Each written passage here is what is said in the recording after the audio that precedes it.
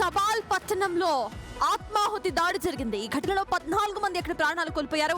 ఉగ్రవాదానికి వ్యతిరేకంగా నిర్వహించిన శాంతి ర్యాలీని సూసైడ్ బాంబర్ టార్గెట్ చేసుకున్నాడు.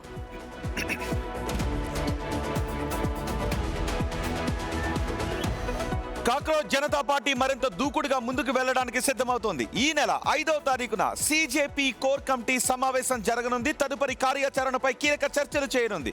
విద్యార్థుల కేసులపై పోరుకు సిజేపీ రెడీ అవుతోంది. క్షేత్రస్థాయి ఉద్యమాన్ని తీసుకుని వెళ్లాలని భావిస్తోంది.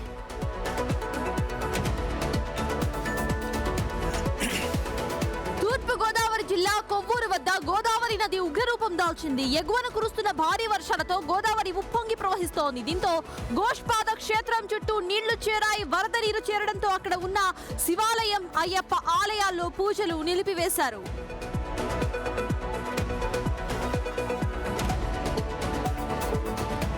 ఇటు ధవళేశ్వరం దగ్గర వరద ఉధృతి తగ్గింది. నీటి మట్టం తగ్గడంతో అధికారులు రెండో ప్రమాద హెచ్చరికను ఉపసంహరించుకున్నారు. ప్రస్తుతం మొదటి ప్రమాద హెచ్చరిక కొనసాగుతోంది.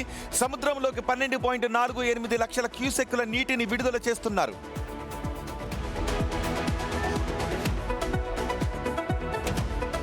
భద్రాచలం దగ్గర గోదావరి తగ్గుముఖం పడుతోంది. ప్రస్తుతం 38.5 అడుగుల నీటి మట్టం కంటిన్యూ అవుతోంది. అక్కడ దిగువకు 9,50,230 క్యూసెక్కుల నీటి ప్రవాహం కొనసాగుతోంది.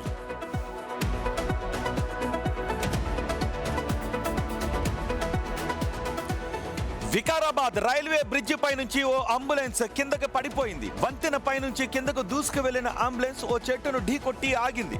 పెను ప్రమాదం తప్పడంతో అందరూ ఊపిరి పీల్చుకున్నారు.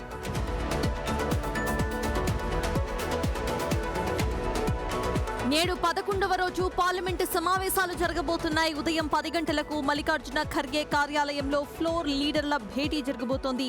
పార్లమెంట్లో అనుసరించాల్సిన వ్యూహంపై చర్చించబోతున్నారు.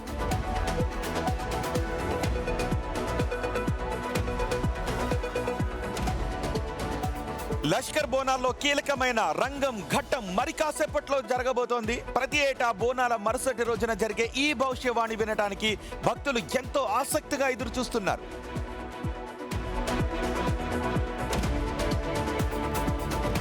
మహిళల ఆసియా కప్ 2026 కోసం టీమిండియా రెడీ అవుతోంది. టోర్నీ కోసం బీసీసీఐ జట్టును ప్రకటించింది. హర్మన్ ప్రీత్ కౌర్ కెప్టెన్ గా, స్మృతి మంధానా వైస్ కెప్టెన్ గా కొనసాగుతున్నారు.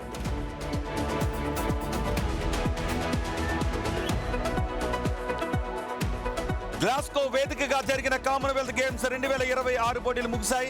ఈసారి క్రీడల్లో భారత ప్లేయర్లు అద్భుత ప్రదర్శన కనబరిచారు. భారత్ మొత్తం 39 పథకాలను సాధించింది. అందులో 13 స్వర్ణాలు, 17 రజతాలు, 9 కాంస్యాలు ఉన్నాయి.